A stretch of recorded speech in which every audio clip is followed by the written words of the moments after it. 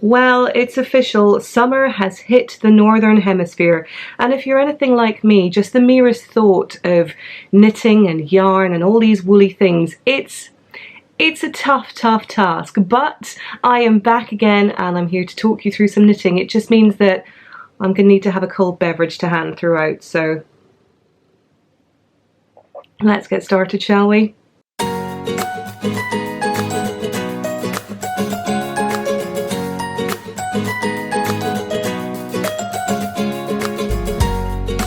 Hello Pickles and welcome to episode 23 of the Knitting Vicariously podcast. My name is Caroline. I'm found more commonly across Instagram and Ravelry as dunderknit.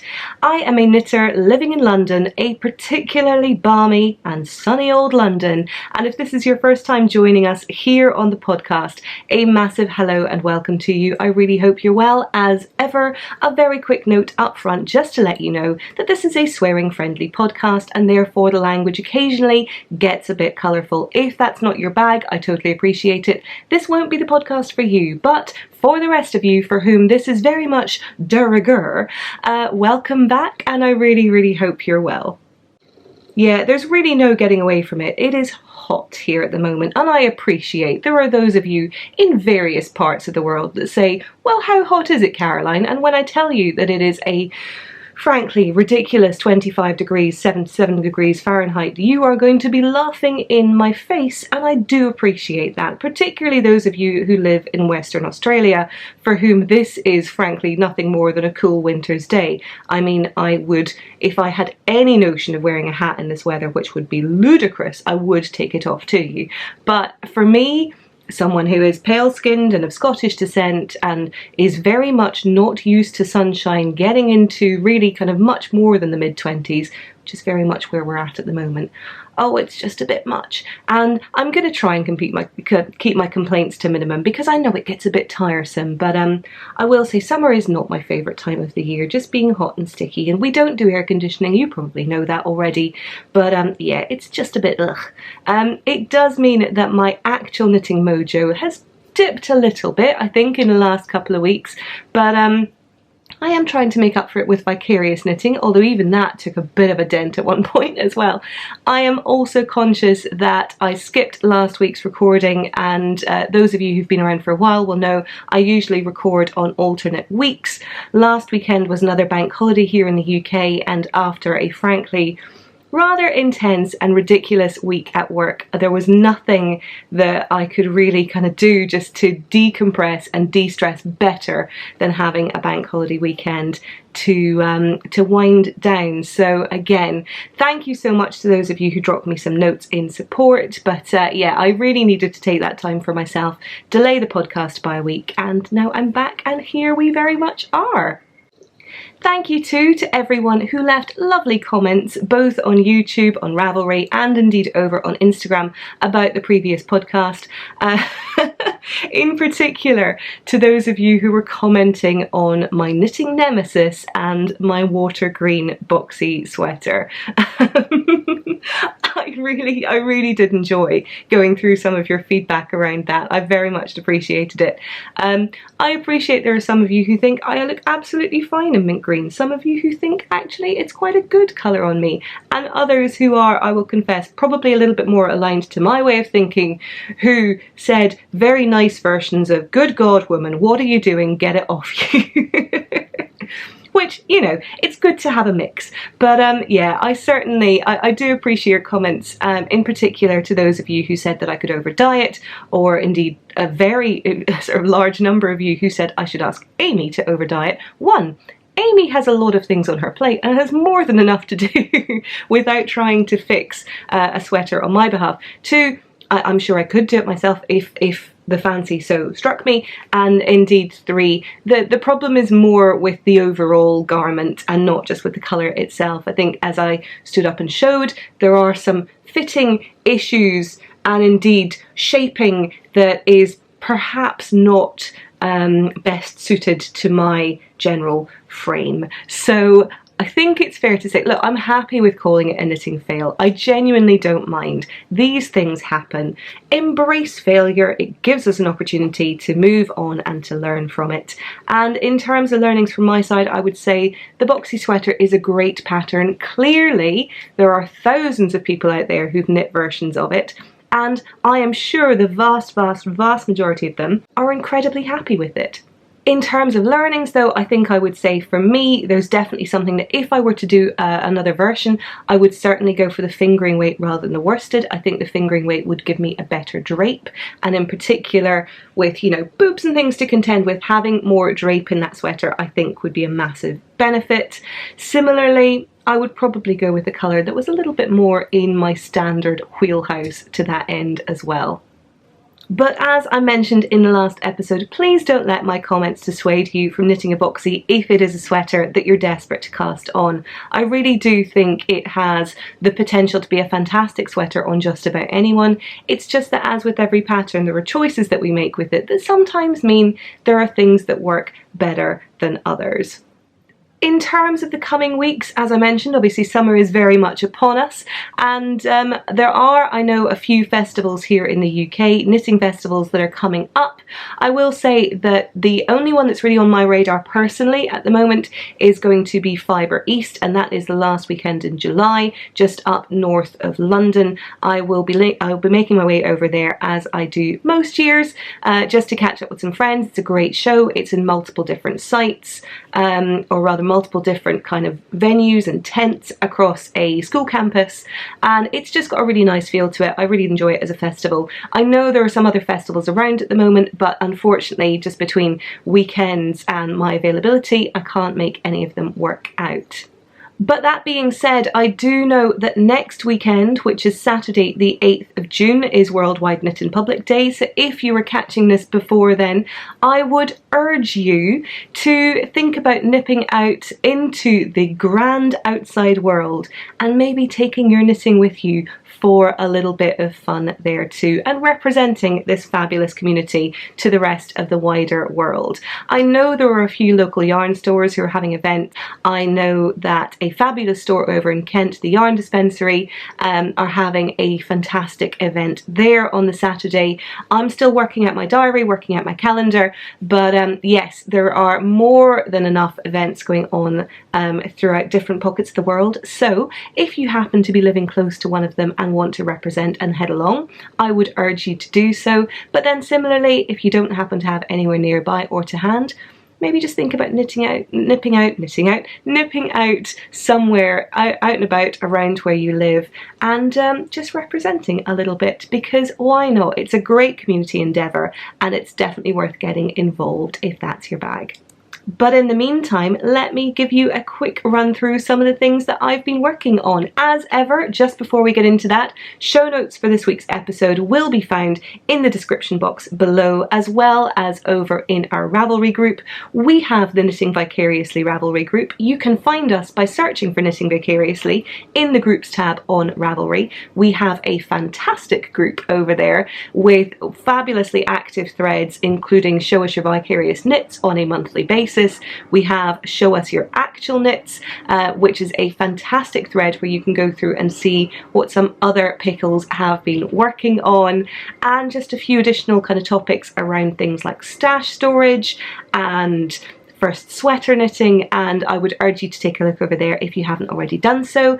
You can also find us over on Instagram, where I have the Knitting Vicariously Instagram account. That is an account that's specific to the podcast, where I include a version of the show notes with handles and YouTube hashtags for all of the makers and things that I mention here today. But without any further ado, let's make a start on what I've been working on. And as touted in the previous episode, I have a finished object to share with you. I have two finished objects to share with you, and I'm conscious that this is normally a what I'm wearing segment. However, because it's really fucking hot, I know, I'm sorry, I feel like I'm going to take a drink every time I say it's really fucking hot, so feel free to join me in this. So, you know, if nothing else, it'll help us all be hydrated, and that's a very, very strong motivation indeed, I'm sure. Anyway, so I do have a finished sweater here and I will wear it. It's just going to take me a minute to build up to it because, whew, yeah. But as I mentioned last time as well, when I finish this sweater, and I should say it is the Scotty sweater by PRETTINESS, I will put a picture of it up here on the screen so you can see what I'm talking about. As I've mentioned in previous weeks, I am knitting a version of this that doesn't include the duplicate stitch, so there's none of the plaid or tartan pattern on there. It's just the body of the sweater itself. And I completed this a few weeks back now, but I wanted to block it, and when I cast it off on the day that I last filmed, I didn't have time to do that. So I did mention that I would try and show you a little bit of a before and after view that showed what it looked like pre-blocking and post-blocking, because I wanted the yarn to relax a little bit, I wanted it to get a little bit more drape, and so what I'm going to do is, through the magic of time and technology, I'm going to take you back to past Caroline. And I appreciate that I am already past Caroline because you're watching this after I record and edit, but past Caroline, yeah? Yeah, timey-wimey stuff. Cool. Back to old me. Oh, we're going to do that weird timey-wimey thing now where Caroline from the past is here to talk to you in the future. Ooh, how very exciting. But yes, as I mentioned, I wanted to give you a very quick look at what my Scotty sweater looks like pre-blocking. And there are a few ends waving around as well, so forgive me that. But yeah, here you go. So this is it pre-blocking. It is, you know, it's not tight-fitting by any stretch of the imagination, but it is still not quite as kind of drapey and flowy as I would like. You'll see there's still a bit of body in the old sleeves here, so I'm going to give it a block and see how we go. But yeah, in terms of before shot, you also get to deal with my slightly dishevelled look at the end of quite a long working day, and in not the best light here in this room, but for comparative sake, I just thought I would give you a very quick look. So here you go, pre-blocking Scotty sweater, and now through the magic of time and technology, I will transform into... And here you have it now. This is my Scotty sweater. This is now post-blocking. You can see that the sleeves have lengthened quite a bit, so they're sitting quite nicely over these little puffed cuffs at the bottom here, which I really like. As you can see, it has relaxed quite a lot as well in terms of the shaping, and so it doesn't sit quite so close and bunched in. Indeed, the ribbing at the bottom has stretched out a little bit here.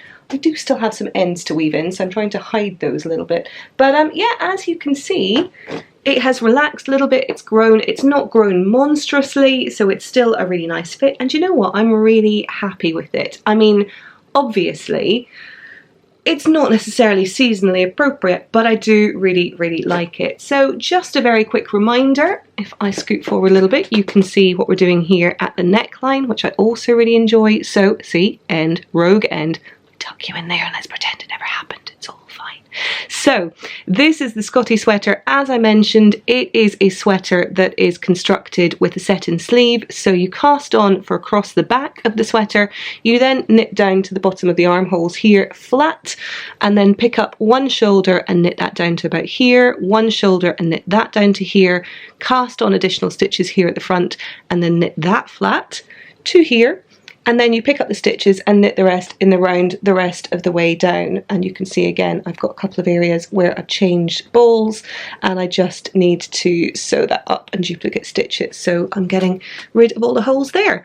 The set-in sleeves are great as well. So those are knit from the top down with some short row shaping. I've talked about how I've done that in the past, so I won't bore you here again with that.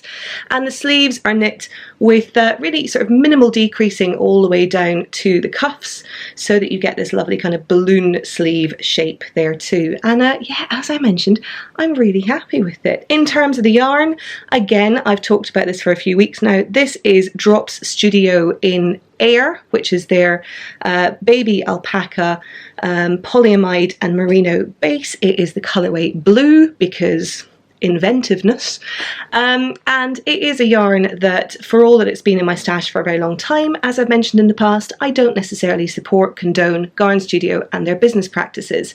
They are a brand who have a little bit of a problematic reputation in the sense that they have published some patterns that are, let me sit down and talk you through this. Hello, I'm back. So they have published some patterns that are very, very similar to those published by independent designers, and as I've mentioned in the past, that's not something I'm entirely okay with. I do think it's infringing on some of the intellectual property that's out there. I don't agree with it as a business practice.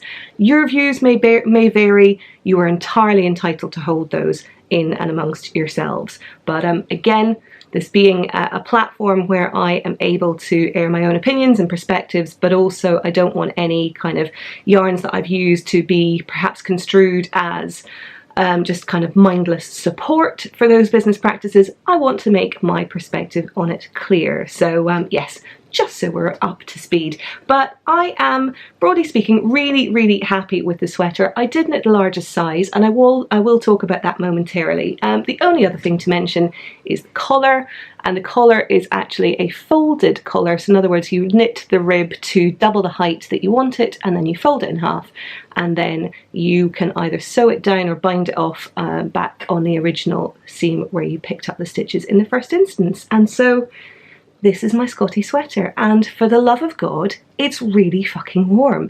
It is, as they say, so fluffy, which is great, and it's going to keep me incredibly warm come the winter. But right now, Jesus wept. I'm going to need to take this off. I'll be back in right a second. There we go. Oh, good Lord, that was toasty. So yes, now, those of you who've been around since I started working on this will know that there is one very pervasive and front of mind question that we've had throughout this entire process, which is, can I pull off light blue? And particularly after the previous debacle with mint green, it's something that I wanted to be very kind of sure of. Some of you may have gone so far to suggest that that was my primary intent in lightening up my hair colour, and you know, you wouldn't be totally wrong, but I think primary intent is maybe a little bit of an overstatement, but I mean, you wouldn't judge me for that. But yes, I'm really pleased with this colour. I think it works really nicely. Kind of a light heathered purpley blue was a colour that I was looking out for. And then when I was going through my stash, I realised that it was clearly something I'd looked out for in the past as well, because I had all this yarn and had done nothing with it. So thus the Scotty sweater was born. Now, as I mentioned, I did knit the largest size of this, and I know that in the last couple of weeks we've been having a really interesting discussion over, primarily on Instagram, but as ever, sort of Ravelry gets pulled into it a little bit too, around sizing inclusivity across the knitting community and across, I think, sort of the me-made community in general. The last few weeks in the conversation over on Instagram has highlighted the extent to which there are a number of pattern designers out there who are not particularly inclusive when it comes to their sizing. And I, for one, am someone who in terms of my bust size and measurements, I noticed that, I mean, I've changed wildly in the last few years. I think at one point was a kind of 38-inch bust, and then went up to a kind of 42, 44, 48.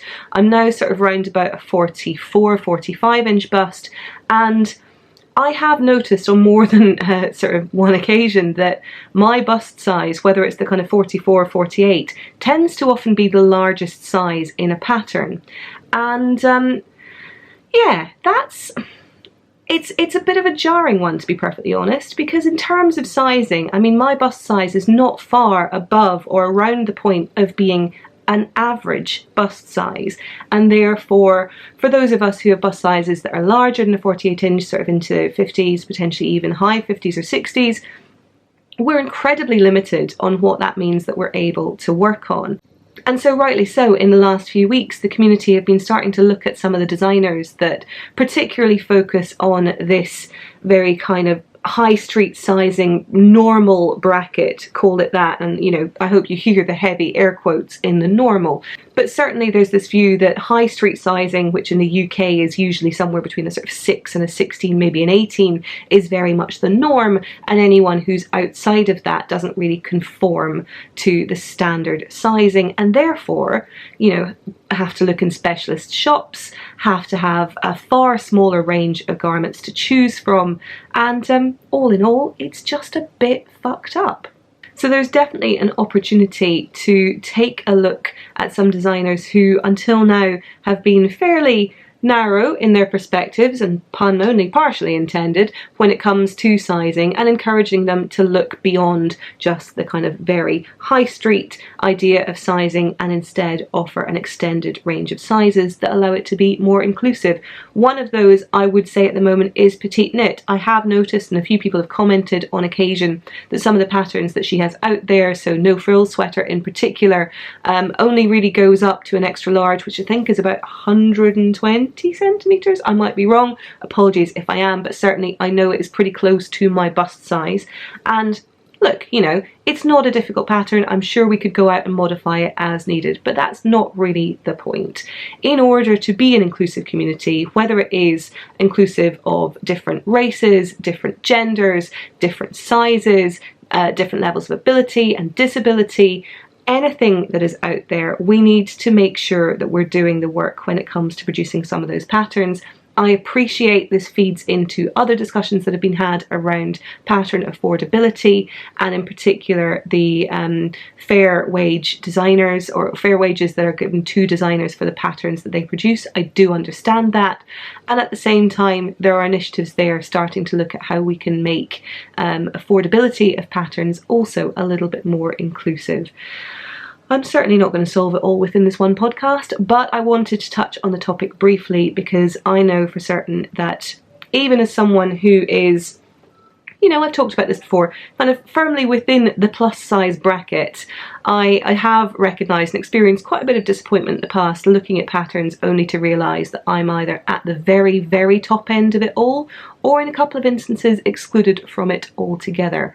Michelle Wong Knox sweater, I am looking at you. 42 inches of maximum bust size is bullshit.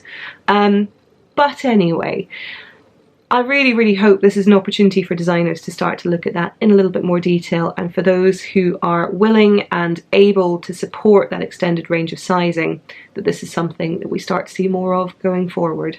There's also a responsibility on some of the rest of us, and I'm including myself very much in this bracket, to talk about and highlight some of these issues as and when they arise. So I am also going to make a more conscious effort going forward, particularly when it comes to all things knitting vicariously and vicarious knits in particular, to make sure that I'm calling out patterns where the sizing is a bit more inclusive, and just really trying to ensure that I am walking the walk as much as the designers that I'm hoping will do the same.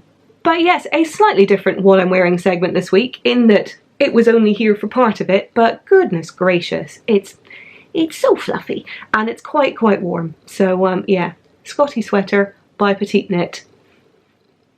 Done. But lest you think that was it for finished objects this week, no, I have a second. I mentioned a couple of weeks ago that I was making a start on this, and I now have a finished object to share. I shouldn't have a finished object to share. What should have happened is this should have been given as a gift already, but here we are. So before I get into it in too much detail, this is the pattern I want to talk about here. It is the Mignon baby cardigan. It's a pattern by Loop London, and it is a DK weight baby cardigan that I have knit on a number of occasions now because it makes a fabulous gift knit for a new tiny person. And I have here the version that I knit for my boss. My boss headed off on maternity leave a couple of weeks ago now, and I wanted to make sure that I was giving her something for her newborn to be. Her newborn has since joined us. She actually announced that she sent a message to say that she had given birth to her daughter earlier on this week, which is fantastic, but it does mean I've needed to get a wriggle on with this. Now, I finished this last weekend, as a matter of fact. The only thing that it's missing is a button, because somewhere in the house is a box full of buttons. But the somewhere in that sentence is very much the problem, because for the life of me, I can't fucking find it. So in the meantime, let me just share with you, here is my finished Mignon baby cardigan. It has been blocked, it has had ends woven in, and it's absolutely bloody adorable. The only thing it's missing, as I mentioned, is a little button right here up at the neck. I mean, if that isn't a ludicrous view, what is? But let's talk about sizing inclusivity now. Yeah, baby cardigan, I know it was a joke, I'm sorry. But yeah, so here we are. There is a little button that's due to go in here up at the top, and it will keep it together. It's a little A-line cardigan. It's not intended to close the whole way down, but let me pop it up here so you can see. So this is it. It's got these beautiful little cables on it the whole way around. It's got little diddy cables on the sleeves themselves. So if I hold it like that, you should hopefully be able to see the sleeves there, and a little bit of ribbing on the bottom of the sleeves too. It has a garter stitch panel around the collar and down the collar here at the front, and yeah, it's a great little pattern. I love it. It's very much my go-to. I knit this out of a skein, or indeed, I think, yeah, it was a leftover skein from Madelinetosh in DK Twist. I've mentioned in the past my thoughts on Madelinetosh, but again, just to be very clear, a very quick note to say, at the moment, I am still choosing not to buy any more yarn from Madelinetosh. Some of their comments on the inclusivity and diversity discussion, I didn't really feel hit the mark, and indeed their choice to go and launch a yarn line that was based around Martin Luther King just didn't really make me feel any kind of warm and fuzzies towards them, in all honesty. I know they're making amends at the moment. I'm not saying that my position won't change, but certainly for the foreseeable future, we are where we are. I do have a lot of their yarn in my stash.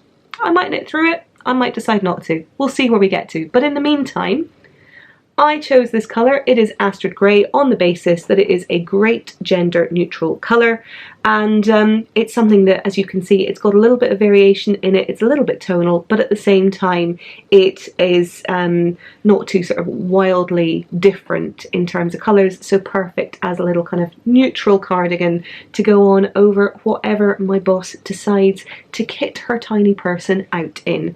And yeah, in terms of yarn choice, any DK weight yarn will work for this, I would say. I've knit it in single ply in the past.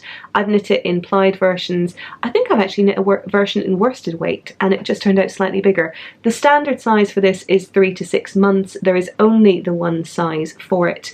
And in terms of needle sizing, I believe it is a 4mm 3.75, I think they're thereabouts. I've just got some fluff on it I'm picking up, which is a US size 5 and 6 from memory. So yeah, it's a great little knit. It takes just under one skein of yarn, which in this instance was about 250 yards, or about 225 meters, I believe. And I was getting it pretty close to the end of the skein by the time I was knitting on the sleeves. So yeah, worth bearing in mind. It will take all of that yardage, but it is a super cute little cardigan. I really like it. It's great fun to knit, pretty quick, and I would highly recommend it to anyone who's looking for a similar little gift knit. So once I find my button, this will be heading off to my boss, and hopefully she will enjoy that. Moving along now into works in progress, there is one thing that has been capturing my attention in the last few weeks, having finished the Mignon cardigan, and that is living in my fabulous psychedelic squirrel bag, which is a project bag from Gemma, who is the little grey girl. This is kind of my go-to bag at the moment, partly because it's got really sort of thin interfacing and therefore it squishes down really well for travelling, but also because it's psychedelic fucking squirrels. I mean, how could you not love it? I do have a plethora of bags that are out there, but this is just the one that I'm gravitating towards at the moment. So yeah, I really do love it. But in here I have my White Horse sweater by Caitlin Hunter. I'll put a picture of it up here on the screen so you can take a look at it and know what I'm talking to. I did mention this a couple of weeks ago when I first cast it on, and I'm really enjoying working on it. At the moment I am on the body section, which means I'm knitting it inside out. I'll touch on that more in a second, so let me just rearrange it gently here on the needles so I can show you it properly. So prepared. And let me hold it up here for you to see. So this is my White Horse sweater. You will see it's a little bit further along than it was last time. I have separated for the sleeves, and if I hold it up here, you will be able to see some of the amazing lace texture that is on here. So there are bubbles, there is lace, there is this gorgeous ribbing up here at the top. The fact that it's all in one was one of the reasons that I cast it on. I was not in the mood for faffing about with picking up stitches later, but yeah, I really like this. So Let me just put it here so you can see. So we've got some bubbles here in the center, and then it moves into more of this kind of slightly feather and fan style. Can I do that and turn this down a little bit so you can see? Not quite. It moves into this really nice feather and fan. The increases are all built into the lace, so there's a really nice continuation and flow to it as you go down. And yeah, I'm really, really enjoying working on this. I have tried it on. I put it onto a slightly longer needle, and because it's top down, I was able to try it on, make sure it fits in the way that I want it to. I also tried it on to make sure that there weren't any questionable bubble placements. Not to put too fine a point on it, but it is something I'm always conscious of. Bubbles on sweaters, on the whole, I'm on board with it. I'm not always on board with knitting them, but I am on board with having them there. The only thing that I'm very conscious of is specifically where they end up on the old boob region there. And so it is something I'm very conscious of. I wanted to make sure that they weren't going to be front and center, shall we say, and so I wanted to try it on, just double check that. And there is a little bit of short row shaping that's built in at the back of the neck, so there's a limit to how much you can kind of play around with it. But I will confess that when I was working on this, I realized that one of my panels was slightly off center at the front. I probably need to look into it a little bit more before I talk about it over here, so I might do that in subsequent weeks. But certainly there's a few comments that I've seen over on other people's Ravelry pages, their project pages, around placement of the panels and having to sort of finagle things slightly to get one to be front and center and then kind of the rest like cascading around and so on.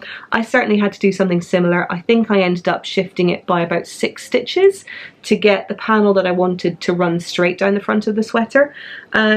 And that is a little bit of a pain, but as I say, let me talk about that more in subsequent weeks. Sorry, motorbike, windows open, hot, hot. Oh, hydration.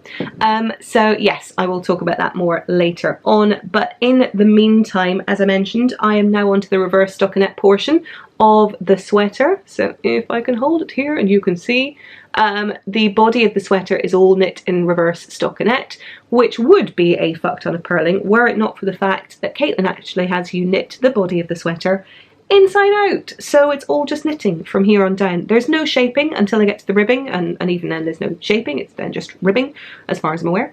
But it does mean that it's a little bit kind of mindless, and so it's going to be fairly straightforward to get there, to get to the end from here.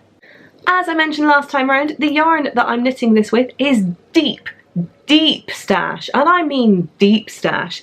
This yarn and me go back to 2011. I know, which is the year after I started knitting, so we go way back, we go way back. But I am knitting this in Rowan felted tweed, and I have a skein of it here to show you.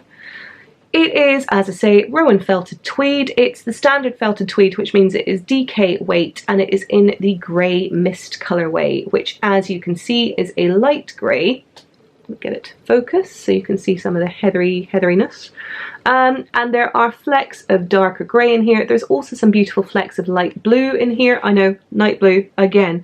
But yeah, it's a really lovely colourway. In terms of its composition, let me just double check it on here. It is 50% merino wool, 25% alpaca and 25% viscose. It comes in 50-gram bowls, and each of the 50-gram bowls is, to this instance, 191 yards or 175 meters, which makes it arguably sort of a DK to sport weight yarn, and or sport weight to DK weight yarn. And it is a little bit hairy, which means I've got something on my nose and it's really annoying me.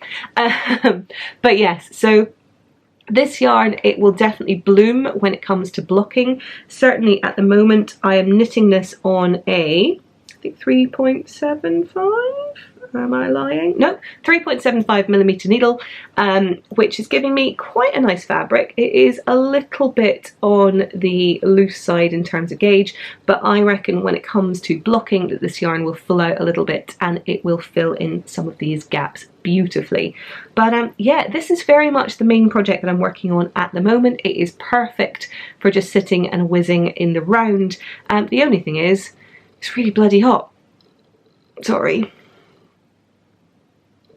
and so I'm not always disposed to knit in the evenings, but I'm going to try and crank through it because I really like this sweater. I mentioned last time that I am going to endeavour to knit this in a slightly more fitted fashion than before.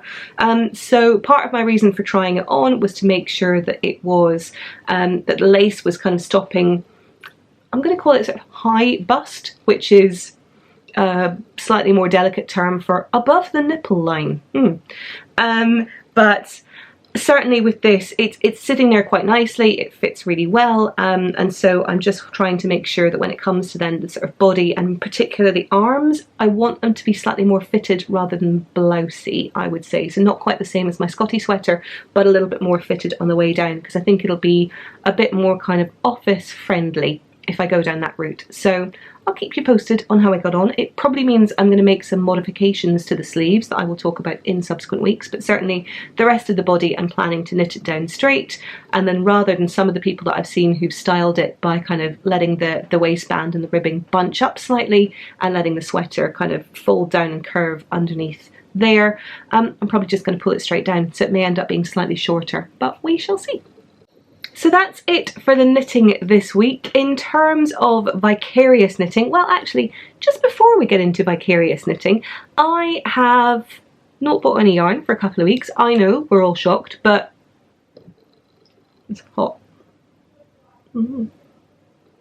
So, I hadn't really been intending to show you any purchases until the fabulous maker that is Tanny Casey, who makes such beautiful project bags that I've shown over here in previous episodes, including the 3 bags that we had as prizes as part of our Blame Dunderknit along right back at the start of this year. Tanny Casey, I follow her over on Instagram, and she posted an Instagram post one evening that showed some beautiful new tote bags that she had been working on. Now, if you follow Tanny, which you should, you will know that she's been making an amazing array of bags, and in particular she has a range of waxed canvas bags that are perfect for all seasons, all purposes, but the products that she actually showed in that Instagram post were bags where she had taken her waxed canvas bases and added some additional fabric to there. And there was one in particular that I could not resist. It arrived in the post. I am just beyond delighted with it, and so I do want to share it here because it deserves a massive shout out. So this is my beautiful, beautiful tote bag from Tanny Casey. It was available in her Etsy store. She had a number of other ones up there. I don't know if she's got any in there at the moment. I am hoping she will bring these back because I love it. As you can see, it's got these fabulously long leather handles. I went for one that has, this is brown, I will grant you, a brown waxed canvas base, which is fantastic, and then this beautiful print with the sort of peony style flowers. I'm going to call them peonies, that's what I think they are. And, oh, there we go. And these little blue flowers as well, and it's just, it's so, so beautiful. So, as with all of her bags, she's got this fabulous, fabulous canvas lining with her custom label in here too, which I'm butchering it slightly, but let's see if I can show you it there. There you go, Tanny Casey. She has these gorgeous little internal pockets here too, and a little snap to close it, a little metallic snap, oops, to close it. Honestly, it's great. I've been using this as like a day bag, an overnight bag. It is absolutely perfect. So if you're in the market for something along these lines, Tanny is based in the US, but I will say this, in terms of shipping, this got to me within about a week, which is almost unheard of for US shipping. So I would definitely recommend it there. And because Tanny is a ridiculous and wonderful and delightful human being, she did include one extra thing for me, which she didn't need to have done, and I'm still very grateful, but it was unnecessary, but thank you very much all the same, which is, she knows me too well. Look, it's a little gold pouch. This is perfect, isn't it? So she also does pouches, zippers of all different sizes. This is absolutely perfect. This would be a perfect single skein project bag. It would be perfect for a little sort of pair of socks, or a sort of beginnings of a shawl potentially. Perfect for your baby cardigan knits. I'm quite sorely tempted to use this as a makeup bag, and I know I really want to use it as a project bag, but this makes me smile so much because of all the kind of feedback and the comments that I get about gold, the fact that people now tag me when they see gold yarn on Instagram. I love you all for doing that, I promise. It makes me so happy every time. But there's just something about this that it gives me such big warm and fuzzies. I kind of want this to be something that I see and use every day. So yeah, this may end up being my makeup bag at some point. And yeah, I wear makeup every day. I don't care if you know that. I'm fine with it. So. But yeah, please do check out Tanny Casey over on Etsy, over on Instagram, if you want to be in with a chance of getting hold of some of her newest things as and when she brings those out, because she is a fabulous human being. And if you're in the market for one of these bags, she is definitely someone who's worthy of your support. Moving into vicarious knitting then this week, there are a few patterns that have been catching my eye, and somewhat par for the course, they're all garment patterns, because of course they are, because it's me. But I want to share a few of those with you.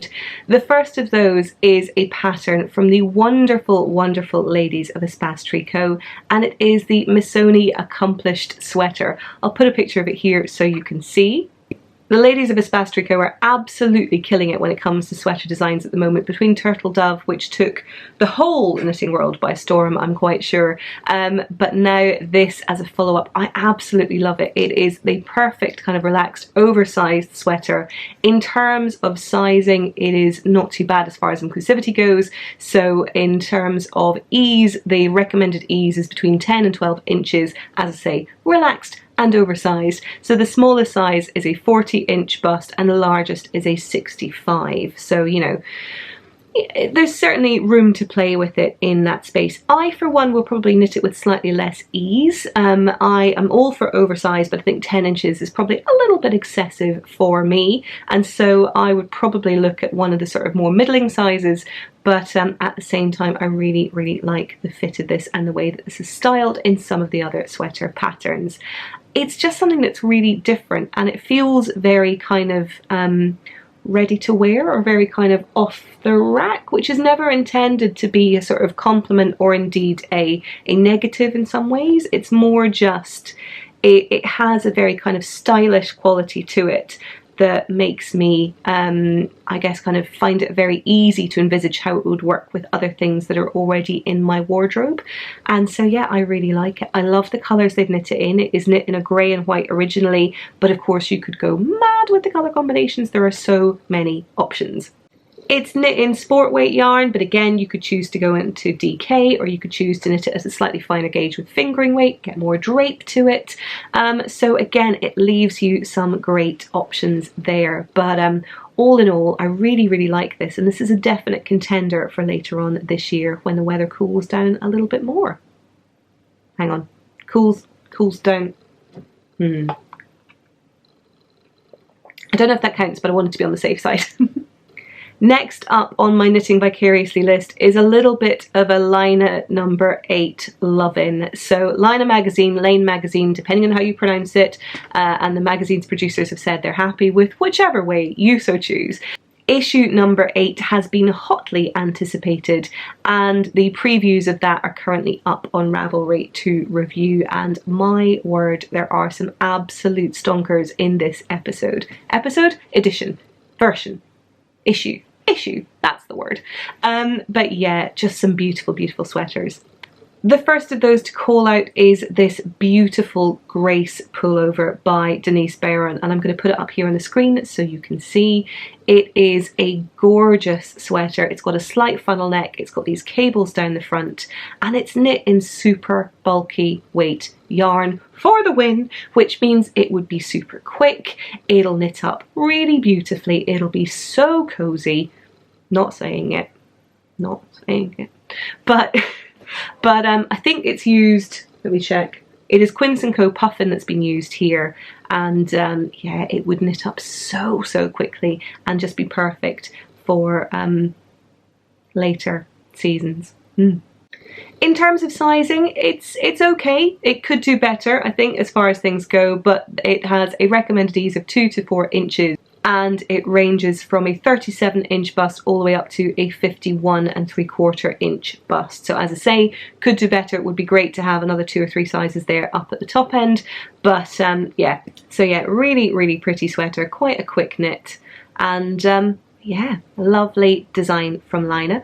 Next up we have the seam pullover, and again I'll put that up here on the screen. Seam spelt with C in the French fashion, I believe. And this is a pattern by Evelyne Quentin-Bergeron, and again apologies as ever for my terrible French pronunciation, but this is a beautiful all over lace sweater. I mean, obviously I love it on the basis of the colour. It's this fabulous mossy green colourway, and it just looks absolutely stunning. It's a DK weight sweater, and again, lace and DK weight I think always looks really pretty. But in terms of sizing, again, recommended ease of about 6 to 8 inches. So in terms of sizing, does okay, could do better. I believe the smallest size is around about a 33, and the largest is around a 58. But yeah, really pretty sweater, and something that's quite different actually. I don't think it's necessarily in sort of a contrast to the Missoni Accomplished sweater from earlier on. This is definitely something that's got a more kind of independent feel to it, but I really like it. And last but not least from this line of magazine, we have Georgie, and that is a pattern by Libby Johnson. Again, it is a gorgeous pullover, and this time round it has this fabulous texture to it that makes it a really fun and interesting design.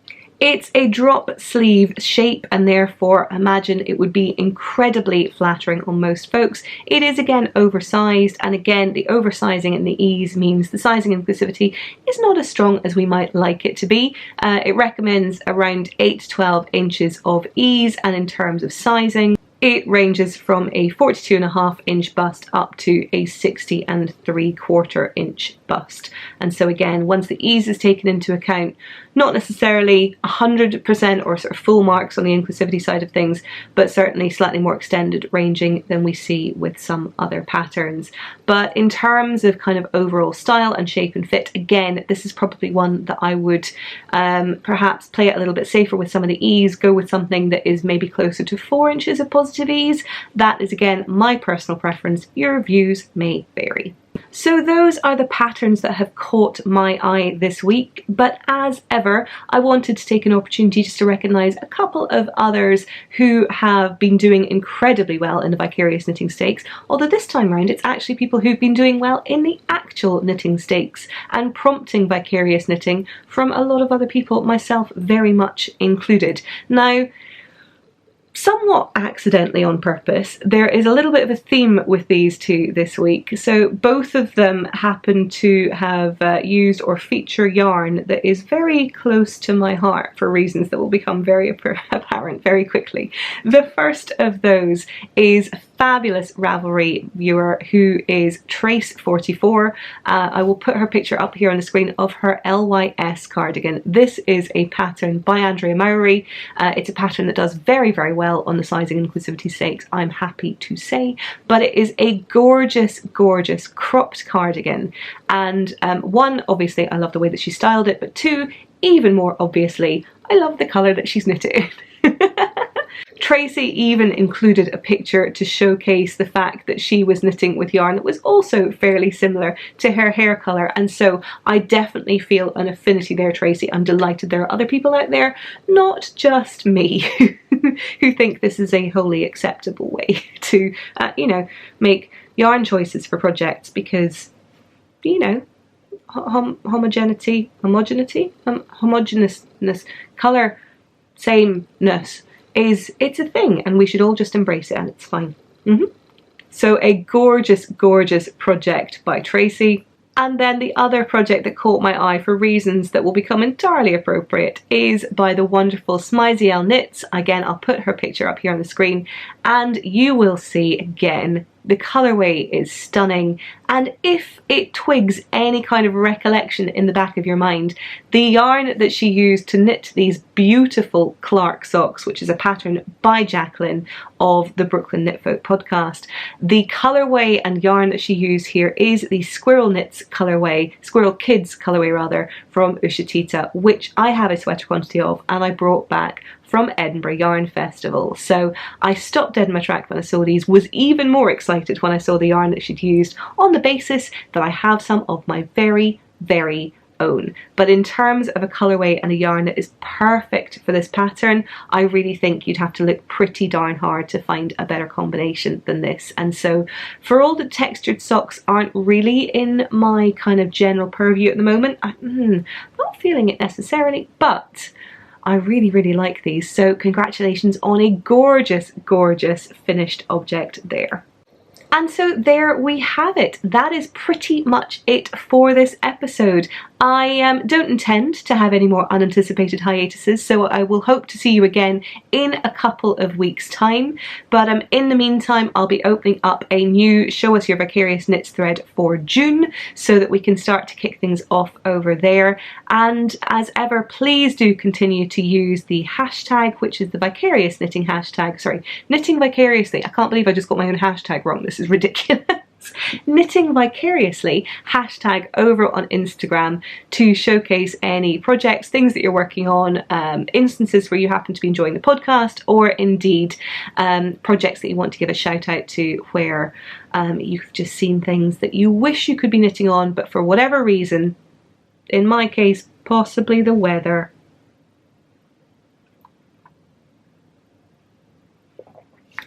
then feel free to use the hashtag for that. But other than that, it only really remains for me to wish you a wonderful rest of day, rest of week. I hope your knitting keeps you happy and fulfilled. And if for whatever reason it doesn't, I hope you have an opportunity to knit vicariously. Keep on keeping on, stay hydrated, and I will see you again very, very soon. Bye.